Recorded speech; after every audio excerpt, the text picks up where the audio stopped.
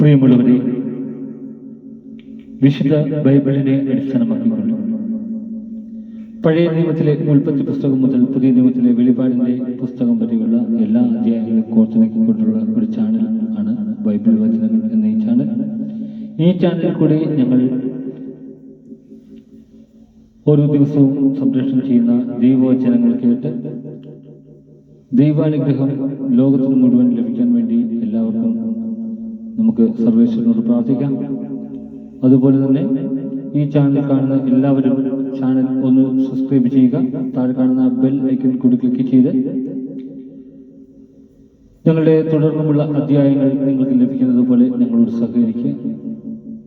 എല്ലാവരെയും പ്രാർത്ഥന നിർഭരമായ സഹകരണം സഭയും പ്രതീക്ഷിച്ചുകൊണ്ട് ഉൽപ്പത്തി പുസ്തകം 2-ാം അധ്യായം. അങ്ങനെ ആകാശവും ഭൂമിയും അവയിലുള്ള സമസ്തവും പൂർണ്ണമായി ദൈവം തൻ്റെ ജോലി 7-ാം ദിവസം പൂർത്തിയാക്കി. താൻ തുടങ്ങിയ പ്രവൃത്തിയിൽ നിന്ന് വിരമിച്ച് 7-ാം ദിവസം അവിടുന്ന് വിശ്രമിച്ചു. സൃഷ്ടികർമ്മം പൂർത്തിയാക്കി തൻ്റെ പ്രവൃത്തികളിൽ നിന്ന് വിരമിച്ച് വിശ്രമിച്ച 7-ാം ദിവസത്തെ ദൈവം അനുഗ്രഹിച്ചു, വിശുദ്ധമാക്കി. ഇതാണ് ആകാശത്തിൻ്റെയും ഭൂമിയുടെയും ഉൽപ്പത്തി ചരിത്രം. ഏദൻ തോട്ടം. ദൈവമായ കർത്താവ് ആകാശവും ഭൂമിയും സൃഷ്ടിച്ച നാളിൽ ഭൂമിയിൽ പുല്ലോ ചെടിയോ മുളച്ചിരുന്നില്ല. കാരണം അവിടുന്ന് ഭൂമിയിൽ മഴ പെയ്ച്ചിരുന്നില്ല. കൃഷി ചെയ്യാൻ മനുഷ്യനുണ്ടായിരുന്നുമില്ല. എന്നാൽ ഭൂമിയിൽ നിന്ന് ഒരു മൂടൽ മഞ്ഞ് ഉയർന്ന് ഭൂതലമെല്ലാം നനച്ചു. ദൈവമായ കർത്താവ് ഭൂമിയിലെ പൂരി കൊണ്ട് മനുഷ്യനെ രൂപപ്പെടുത്തുകയും ജീവന്റെ ശ്വാസം അവന്റെ നാസാന്തരങ്ങളിലേക്ക് വിശ്വസിക്കുകയും ചെയ്തു. അങ്ങനെ മനുഷ്യൻ ജീവനുള്ളവനായി തീർന്നു. അവിടുന്ന് കിഴക്ക് ഏദനിൽ ഒരു തോട്ടം ഉണ്ടാക്കി. താൻ രൂപം കൊടുത്ത മനുഷ്യനെ അവിടെ താമസിപ്പിച്ചു.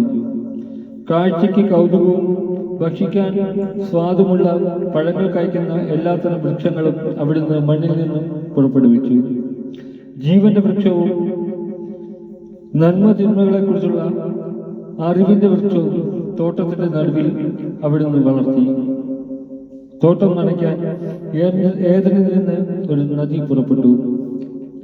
അവിടെ വെച്ച് അത് 4 കൈവഴികളായി പിരിഞ്ഞു. ഒന്നാമത്തേതിന്റെ പേര് പിഷോൺ.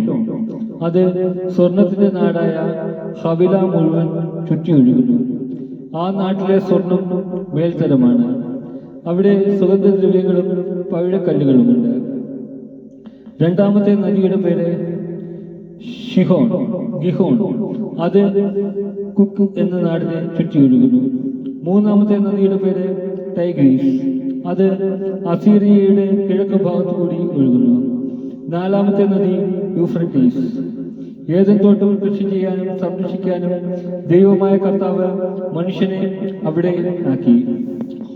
അവിടുന്ന് അവനോട് കൽപ്പിച്ചു, തോട്ടത്തിലെ എല്ലാ വൃക്ഷങ്ങളുടെയും ഫലം ഭക്ഷിച്ചുകൊള്ളുക. എന്നാൽ നന്മ തിന്മകളെ കുറിച്ചുള്ള അറിവിന്റെ വൃക്ഷത്തിന്റെ ഫലം നീ തിന്നരുത്. തിന്നുന്ന ദിവസം നീ മരിക്കും. ദൈവമായ കർത്താവ് അരുളി ചെയ്തു, മനുഷ്യൻ ഏകനായിരിക്കുന്നത് നല്ലതല്ല. അവന് ചേർന്ന ഇണയെ ഞാൻ നൽകും. ദൈവമായ കർത്താവ് ഭൂമിയിലെ സകല മൃഗങ്ങളെയും ആകാശത്തിലെ സകല പക്ഷികളെയും മണ്ണിൽ നിന്ന് രൂപപ്പെടുത്തി അവയ്ക്ക് മനുഷ്യൻ എന്ത് പേരിടുമെന്ന് അറിയാൻ അവിടുന്ന് അവയെ അവന്റെ മുന്നിൽ കൊണ്ടുവന്നു. മനുഷ്യൻ വിളിച്ചത് അവയ്ക്ക് പേരായി തീർന്നു.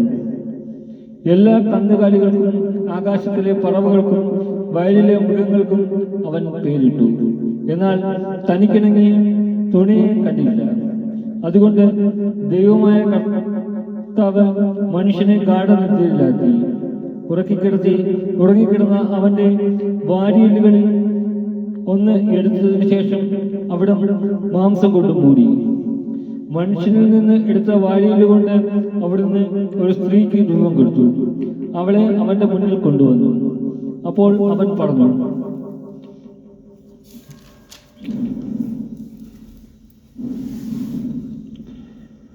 മനുഷ്യൻ ഇതാ എൻ്റെ അസ്ഥിയിൽ നിന്നുള്ള അസ്ഥിയും ഒടുവിൽ ഇതാ എൻ്റെ അസ്ഥിയിൽ നിന്നുള്ള അസ്ഥിയും മാംസത്തിൽ നിന്നുള്ള മാംസവും നരയിൽ നിന്ന് എടുക്കപ്പെട്ടതുകൊണ്ട് നാരി എന്ന് ഇവൾ വിളിക്കപ്പെടും. അതിനാൽ പുരുഷൻ മാതാപിതാക്കളെ വിട്ട് ഭാര്യയോട് ചേരും, അവർ ഒറ്റ ശരീരമായി തീരും. പുരുഷനും അവന്റെ ഭാര്യയും നഗ്നരായിരുന്നു, എങ്കിലും അവർക്ക് ലജ്ജ തോന്നിയിരുന്നില്ല.